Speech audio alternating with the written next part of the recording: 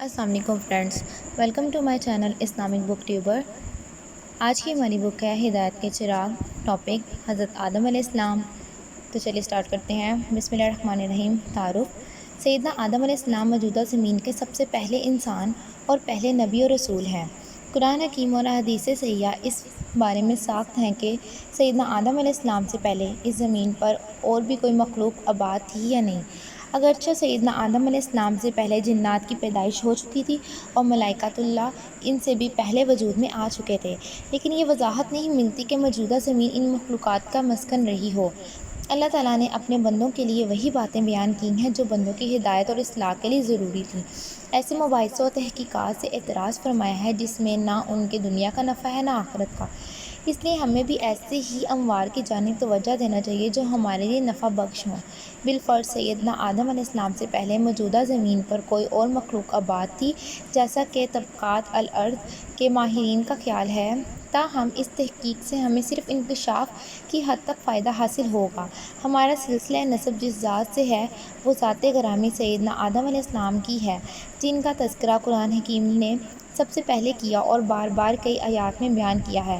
قرآن حکیم نے نہایت وضاحت کے ساتھ غیر مشکوک اور غیر مبہم الفاظ میں کئی ایک مقام پر ہمیں یہ بتایا ہے کہ انسانیت کا آغاز خالص انسانیت ہی سے ہوا ہے۔ انسان کی تخلیق کسی غیر انسانی وجود سے قطعاً کوئی بھی رشتہ نہیں رکھتی۔ وہ اول روز سے ہی انسان بنایا گیا تھا اور اللہ تعالیٰ نے اس کو کامل انسانی شعور کے ساتھ اس کی عرضی زندگی کی ابتدا کی ہے۔ حضرت آدم علیہ السلام کا تذکرہ قرآن حکیم کی 11 سورتوں میں ملتا ہے اور آپ کا اسم گرامی 25 مرتبہ آیا ہے اور ہر مرتبہ کسی نہ کسی لطیف و عنوان کے ضمن میں لایا گیا ہے۔ اللہ تعالیٰ نے حضرت آدم علیہ السلام کو اپنی قدرت خاص سے ایسی مٹی سے پیدا کیا ہے جو سخت اور کھنکھنانے کی صفت رکھتی تھی۔ اس لیے قرآن حکیم نے 3 الفاظ استعمال کیے ہیں: سلسال، سوکھا گارا، حمّا، خمیر شدہ، مسنون، تغیر پسند، چکنا۔ ان مختلف الصفات مٹی کا خوبصورت پتلا بنایا، پھر اس میں روح داخل کی۔ سورۃ حجر کی آیت نمبر 28 میں ان اوصاف کا ذکر آیا ہے۔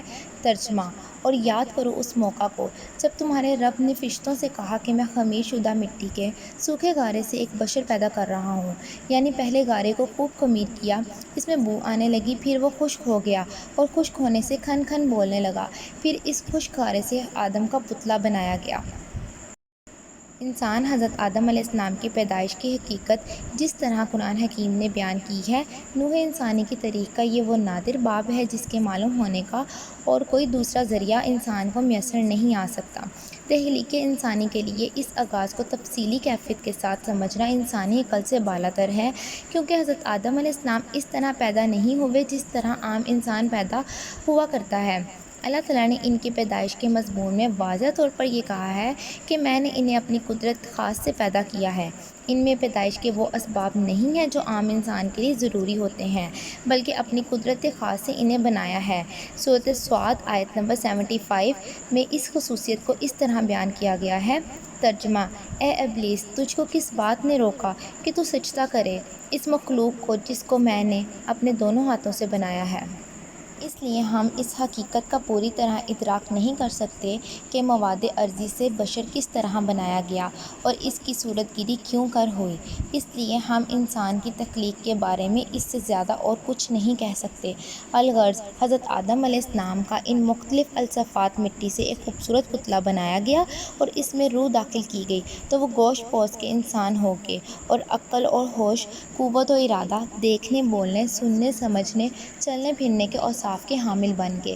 حضرت آدم علیہ السلام جب مکمل انسانی لباس اختیار کر چکے تو فرشتوں کو حکم ہوا کہ آدم کو سجدہ کریں۔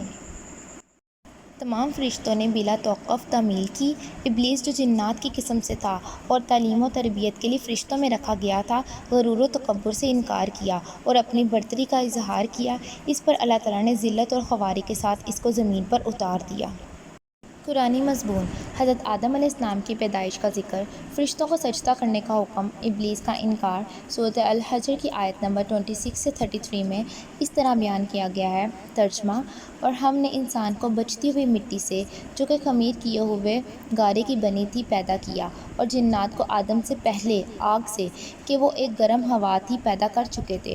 اور وہ وقت یاد کرنے کے قابل ہے کہ جب آپ کے رب نے ملائکہ سے کہا کہ میں ایک بشر کو بچتی ہوئی مٹی سے، جو کہ خمیر کیے ہوئے گارے کی بنی ہوگی، پیدا کرنے والا ہوں، سو جب میں اس کو پورا بنا چکوں اور اس میں اپنی مخلوق روح سے کچھ پھونک دوں تو تم سب اس کے آگے سجدہ میں گر پڑنا۔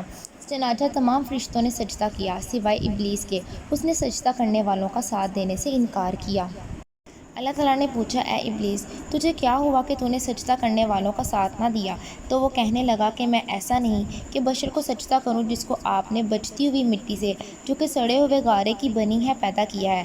سورۃ الاعراف کی آیت نمبر 11، 12، 13 میں اس کی تفصیل ملتی ہے۔ ترجمہ: اور ہم نے تم کو پیدا کیا، پھر ہم نے تمہاری صورت بنائی، پھر ہم نے فرشتوں سے کہا کہ آدم کو سجدہ کرو، سو سب نے سجدہ کیا بجائے ابلیس کے، وہ سجدہ کرنے والوں میں شامل نہ ہوا۔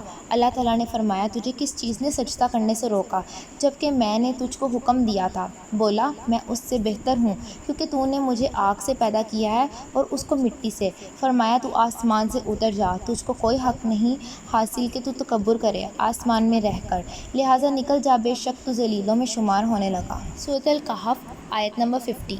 ترجمہ: اور جب ہم نے فرشتوں کو حکم دیا تھا کہ آدم کو سجدہ کرو تو انہوں نے سجدہ کیا مگر ابلیس نے نہ کیا، وہ جنوں میں سے تھا، سو اس نے اپنے رب کے حکم کو نہ مانا۔ سورۃ بقرہ آیت نمبر 34، 35۔ ترجمہ: اور جس وقت حکم دیا ہم نے فرشتوں کو کہ سجدہ کرو آدم کو، سو سب نے سجدہ کیا سوائے ابلیس کے، اس نے کہا نہ مانا اور غرور میں آ گیا اور ہو گیا کافروں میں سے۔ اور ہم نے آدم سے کہا کہ اے آدم، تم اور تمہاری بیوی دونوں جنت میں رہو، جس طرح چاہو کھاؤ پیو، امن کی زندگی بسر کرو، مگر اس درخت کے قریب نہ جانا ورنہ ظالموں میں شمار ہوگے۔ سورۃ صاد آیت نمبر 71 سے 74۔ ترجمہ: اور وہ وقت یاد کرو جب تیرے پروردگار نے فرشتوں سے کہا کہ میں مٹی سے ایک بشر پیدا کرنے والا ہوں، پھر جب میں اس کو پوری طرح بنا لوں اور اس میں اپنی مخلوق روح سے کچھ پھونک دوں تو سب فرشتے اس کے لیے سربسہود ہو جائیں، پس سب ہی نے سجدہ کیا مگر ابلیس نے نہ مانا، گھمنڈ کیا اور وہ علم الہی میں پہلے ہی سے کافروں میں تھا۔